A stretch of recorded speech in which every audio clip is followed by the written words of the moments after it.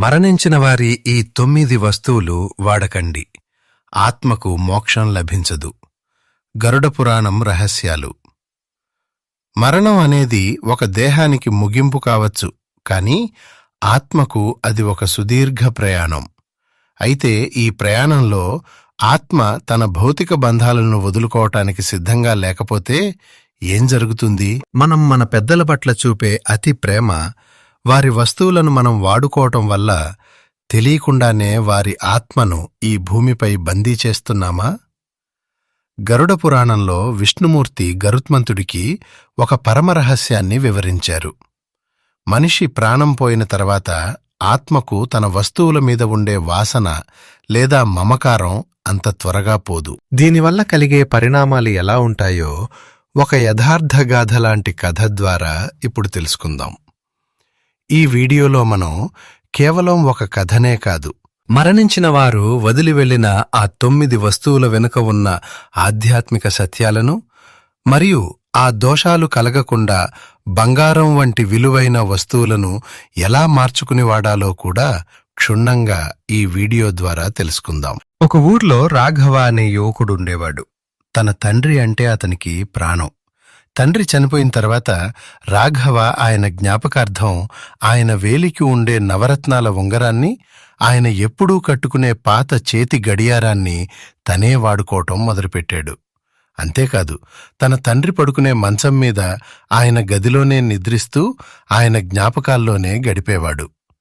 అయితే కొద్ది రోజులకే రాఘవ జీవితంలో అశాంతి మొదలైంది. వ్యాపారంలో తీవ్ర నష్టాలు, ఇంట్లో ఎప్పుడూ ఎవరో ఒకరు అనారోగ్యం పాలు కావడం, రాత్రిపూట నిద్రలో ఎవరో తనని పిలుస్తున్నట్లు, అలాగే గదిలో ఎవరో తిరుగుతున్నట్లు భ్రమ కలగటం రాఘవను కృంగదీశాయి. తన తండ్రి ఆత్మ తనని కాపాడుతుందని భావించిన రాఘవకు ఈ బాధలు ఎందుకు వస్తున్నాయో అర్థం కాలేదు.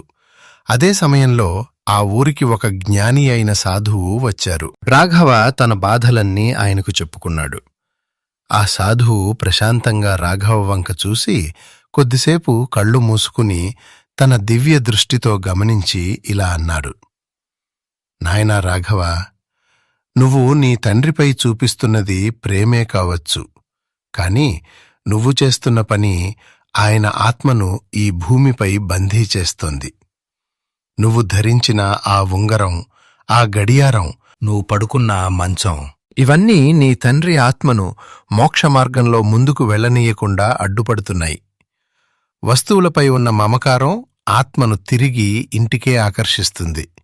ఆ ఆత్మ పడే వేదనే నీకు నెగటివ్ ఎనర్జీగా మారి ఈ కష్టాలనిస్తోంది. రాఘవ ఆశ్చర్యపోయి, స్వామీ, వస్తువుల వల్ల ఆత్మ బంధించబడుతుందా? మరి ఏ వస్తువులను ఎలా వాడాలో వివరించండి అని వేడుకున్నాడు.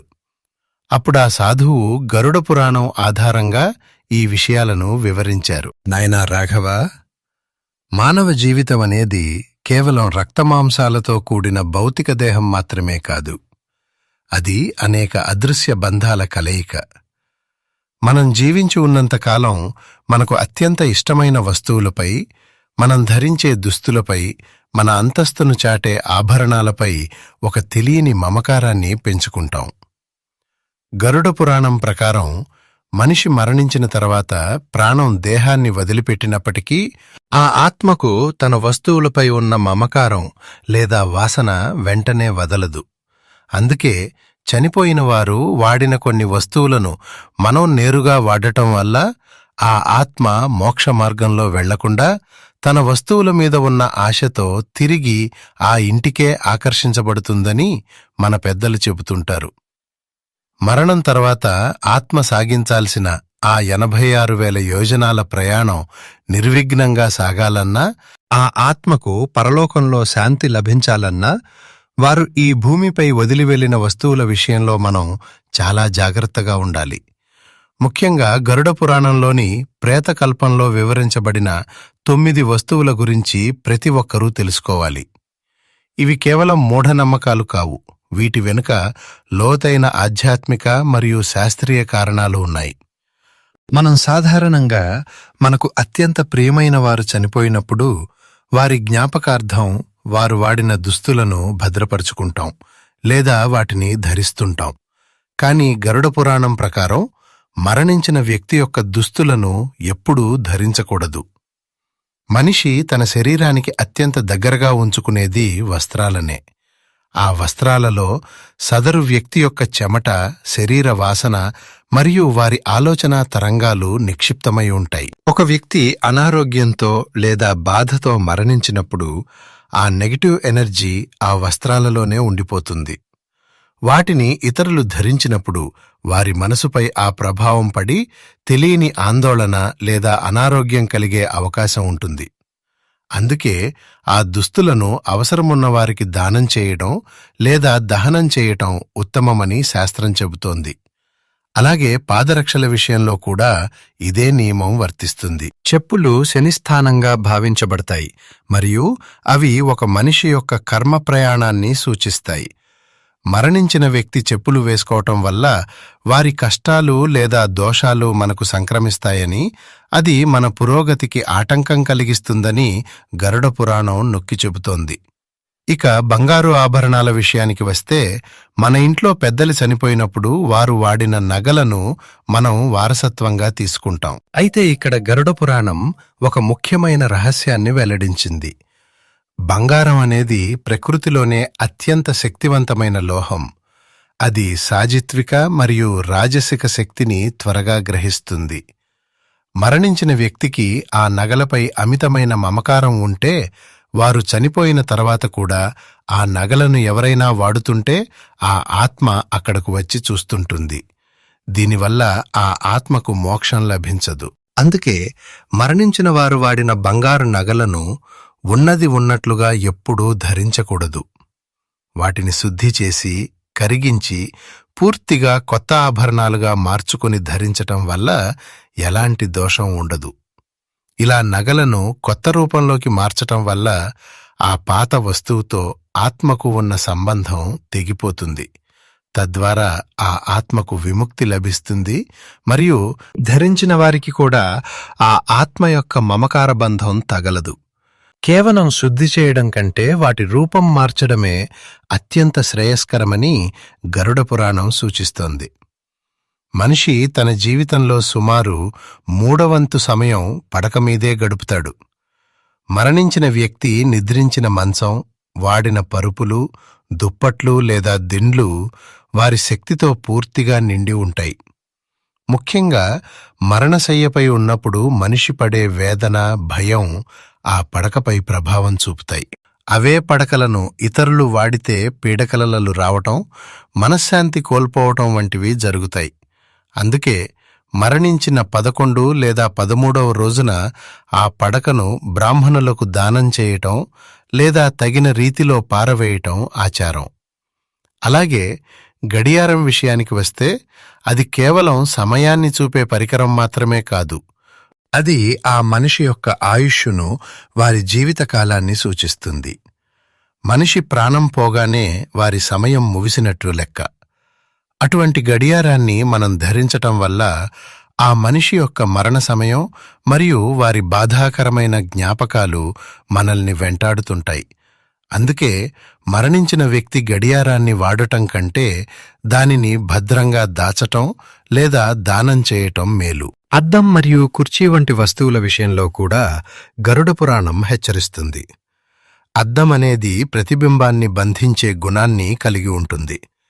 మరణించిన వ్యక్తి పదే పదే చూసుకున్న అద్దంలో వారి శక్తి తరంగాలు నిలిచి ఉంటాయని, ఆ అద్దంలో మనం చూసుకున్నప్పుడు మన మనసుపై నెగటివ్ ప్రభావం పడుతుందని నమ్ముతారు.